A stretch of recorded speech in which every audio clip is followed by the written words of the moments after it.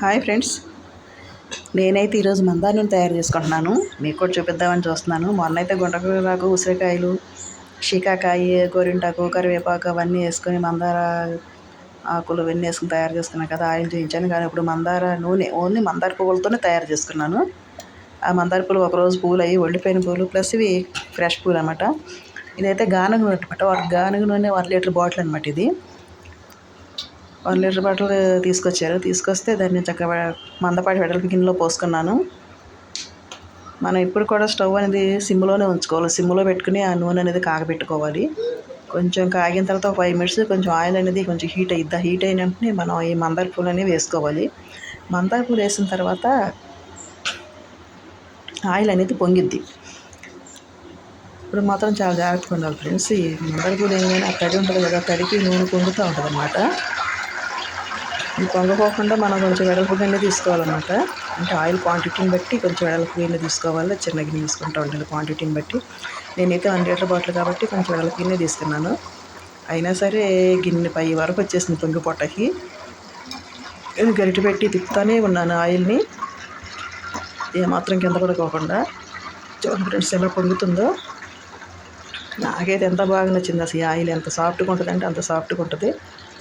నేను అప్పుడప్పుడు తయారు చేసుకుని స్టోర్ చేసుకుంటాను. నేను చాలా బాగుంటుంది మందార నూనె. ఆ గుంటగూరాకు కంటే ఈ మందార నూనె ఇంకా చాలా బాగుంటుంది. స్మెల్ కూడా చాలా బాగుంటుంది. ఆ గుంటగూరాకు అయితే స్మెల్ అలాంటి స్మెల్ వస్తుంది. అది పసికిరి వాసన అన్నట్టు వస్తుంది. గ్రీన్ కలర్లో ఉండేది. ఇది మాత్రం ఎంత బాగుందంటే అంత బాగుంది ఈ మందార నూనె. దీనివల్ల హెయిర్ గ్రోత్ ఉంటుంది, ప్లస్ హెయిర్ కూడా చాలా సాఫ్ట్గా ఉంటుంది ఫ్రెండ్స్. ఆ గుంటగూరాకు రాసుకుంటే కొంచెం హెయిర్ కొంచెం రఫ్గా ఉంటుంది, రఫ్గా తయారైద్ది. కానీ ఈ మందార నూనె రాసుకుంటే హెయిర్ చాలా సాఫ్ట్గా అయిపోద్ది అనమాట. సాఫ్ట్గా అయిపోయి హెయిర్ గ్రోత్ కూడా బాగుంటుంది అన్నమాట. జుట్టు అనేది ఓడనివ్వదు ఈ మందార నూనె. అందుకని ఎక్కువగా నేను మందార నూనె తయారు చేసుకుంటాను. చాలా బాగుంటుంది. పొంగంతా తగ్గిపోయిన తర్వాత చూడండి ఫ్రెండ్స్, కొంచెం ఉంది, ఆ నురుగు ఉంది. ఆ నురుగంతా కూడా తగ్గిపోవాలి. ఆ నురుగంతా తగ్గిపోయేంత వరకు మనం స్టవ్ మీదే ఉంచాలి, సిమ్లోనే.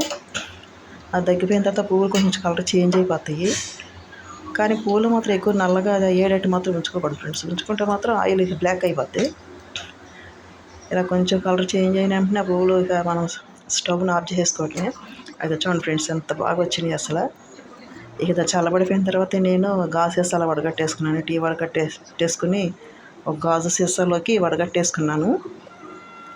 ఆ వడగట్టగా మనకి మందార పువ్వులు లాస్ట్ని మిగులుతాయి కదా ఫ్రెండ్స్. మందార పువ్వులు కొంచెం ఎంతో కొంత ఆయిల్ పువ్వులు పట్టి ఉంటుంది కదా, ఆ పువ్వులు ఏం చేస్తానంటే నేను హెడ్ బాత్ చేసేటప్పుడు ఆ పువ్వులతో చక్కగా తలంతా అప్లై చేసుకుంటాను, తల రుద్దేసుకుంటాను అనమాట. మాడంతా రుద్దేసుకొని కుదుళ్ళకు కూడా బాగా రుద్దేసుకుంటాను. రుద్దేసుకుని ఒక 1 అవర్కే లేకపోతే హాఫ్ అన్ అవర్కే హెడ్ బాత్ చేసేస్తాను. అసలు జుట్టు మాత్రం ఎంత సిల్కీగా ఉంటుందంటే అంత సాఫ్ట్గా ఉంటుంది. మీరు కూడా ట్రై చేయండి ఫ్రెండ్స్, చాలా బాగుంటుంది మందార నూనె. ట్రై చేస్తే మీ జుట్టు కూడా చాలా ఒత్తుగా పెరిగిద్ది. Bye friends.